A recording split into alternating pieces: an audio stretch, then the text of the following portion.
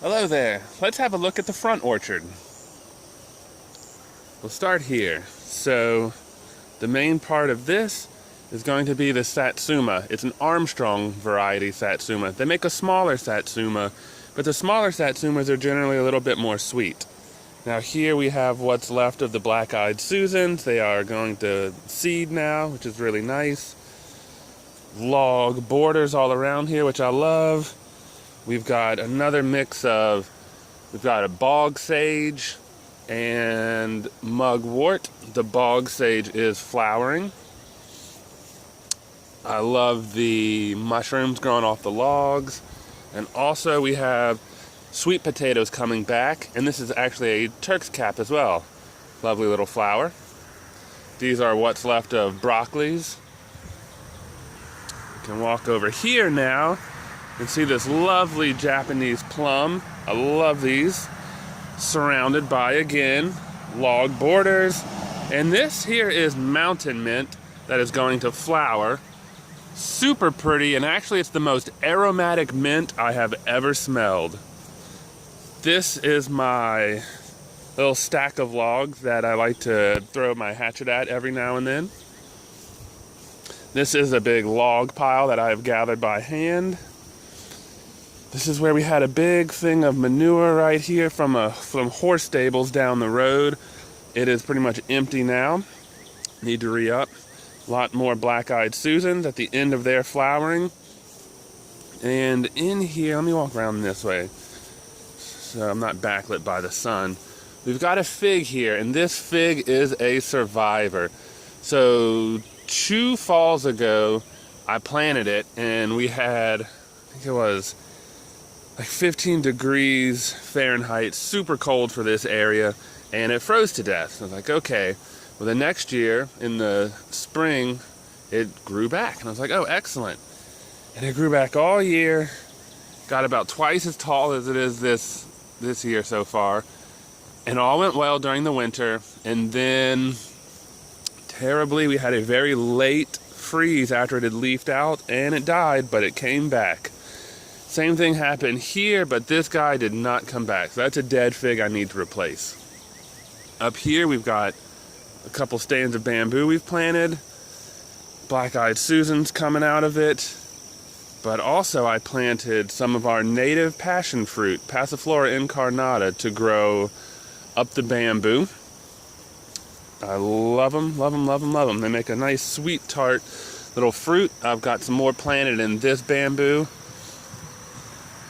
Lovely, lovely, lovely.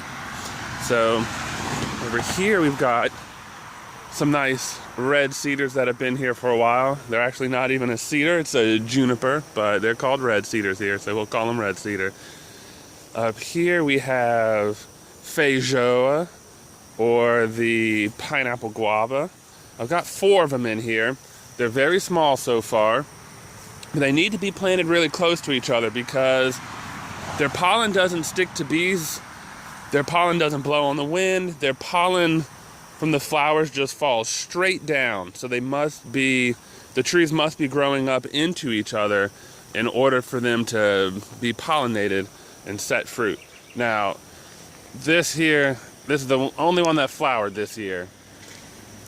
But there's 4 of them. 1, 2, 3, 4. They'll have to be much bigger in order for them to actually be able to set fruit. Another Japanese plum. Absolutely love this one. Probably the tallest one with this one on the property. So this one is growing here next to a bunch of our native elderberries. You might know about the elderberry syrup and stuff like that. You might find it in health food stores. The flowers also flavor a liquor or something called Saint Germain, which is made from a neutral grain alcohol and flavored with elderflowers. This one's got some berries on it. I've actually never seen this elderberry being eaten by caterpillars. Interesting. I'd like to know what butterfly this will make. Interesting. This is a little garden bed that desperately needs to be worked, but who's got the time for that? I do the orchard stuff and I just can't keep up with it.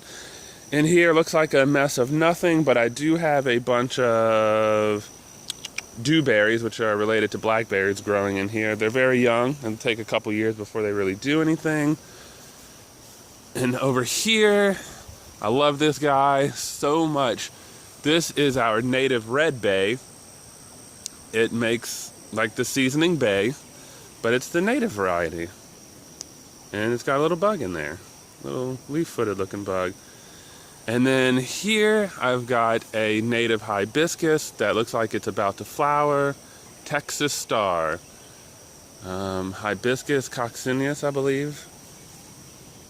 Let's see. And you know, that's basically it. Over here we have American Beautyberry doing its flowering thing.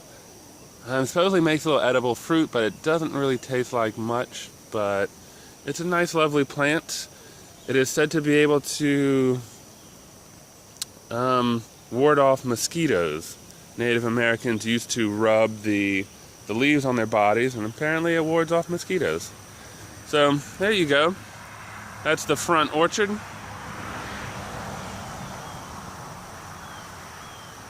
And that's a cat.